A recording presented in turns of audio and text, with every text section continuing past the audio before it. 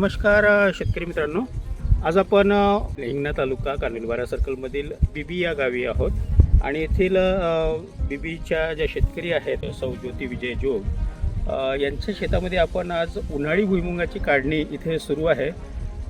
Generally इथं खरीपामध्ये soybean, कापूस, तूर ही पिकं घेतल्या जातात। या प्लॉटमध्ये खरीपामध्ये पूर्णपणे तुरीचं पीक होतं। कुठल्या व्हेरायटी इथे वापरली आहे उन्हाळी भुईमुगाची? आम्ही इथे उन्हाळी भुईमुग कृषी संजीवनी 24 म्हणून TAG 24 हे व्हेरायटी वापरली आहे।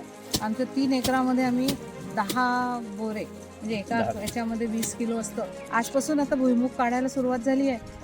आता ते मग बघू आपण किती निघतो। काय शेंगाची क्वालिटी किंवा जी काढणं सुरुवात तुम्हाला याच्यावर काही अंदाज येतो की तुमचं पीक कसं आलेलं आहे? हो, आम्हाला पीक तर बरं वाटतं आहे याच्यामध्ये, चांगलं वाटतं आहे। आणि आपण बघत आहात आहे शेंगांची काढणी सुरू आहे।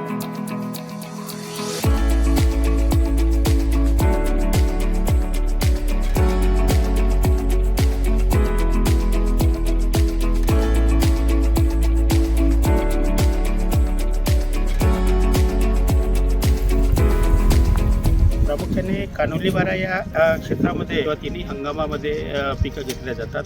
खरीपमध्ये सुद्धा, रब्बीमध्ये, आणि इथे पाण्याची बऱ्यापैकी व्यवस्था असल्यामुळे या क्षेत्रामध्ये उन्हाळी पीक म्हणून भुईमुग हे मोठ्या प्रमाणामध्ये आपल्या कानोलीवारा सर्कलमध्ये घेतलं जातं आणि आसपासच्या सर्व गावामध्ये जवळपास 150 हेक्टरपर्यंत आपण भुईमुगाचं उन्हाळी भुईमुगाचं पीक इथं आपण घेतो। पण जे शेतकरी दरवर्षी उन्हाळी भुईमुग घेतात तर त्याचपैकी यावर्षी यांनी जो TAG 24 हा जो वाण घेतलेला आहे तर त्याचं आपण आता इथं काढणी बघतो आहे आणि आमच्या अंदाजाप्रमाणे इथं बऱ्यापैकी यांना प्रोडक्शन होत आहे आणि शेंगांची क्वालिटीसुद्धा चांगलेली आहेत।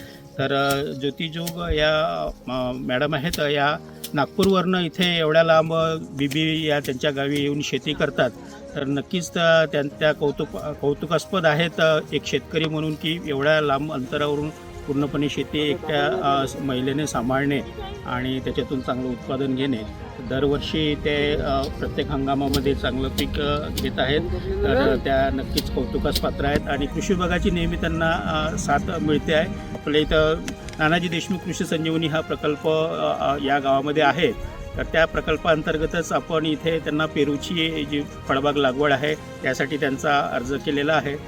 सोबतच त्यामध्ये ठिबकसाठी सुद्धा अर्ज आहे, त्याच्यासाठी सुद्धा आपण त्यांना अनुदान देणार आहोत। आपण अजून काही सांगू शकाल मॅडम कृषी विभागाच्या मार्गदर्शनाबद्दल? असं आहे की आम्ही आतापर्यंत शेती करत नव्हतो, पण कृषी विभागातले जेवढे कर्मचारी किंवा जेवढे ऑफिसर्स माझ्या संपर्कात आले तर सगळ्यांनी मला योग्य मार्गदर्शन केलं आणि खूप मदत केली। त्याच्यामुळेच मी इतकी समोर जाऊ शकले। नाहीतर एक आधी न करणारी बाई एक शेतीमध्ये पडून करणं हे माझ्यासाठी कठीण होतं, पण कृषी विभागाच्या सहकार्याने मी बरंचसं काम आता करायला सुरुवात केली आहे आणि यावर्षीच म्हणजे 1 वर्ष झालं आहे की मी या कामामध्ये आहे आणि आता माझ्या शेतीची जशी जशी वाढ यांच्या मदतीने करता येईल तसं मी करण्याचा प्रयत्न करते आणि ती चांगल्या प्रकारे होईल अशी आशा आहे मला। धन्यवाद मॅडम, कृषी विभागामार्फत आपल्याला खूप खूप शुभेच्छा पुढील हंगामासाठी। धन्यवाद सर।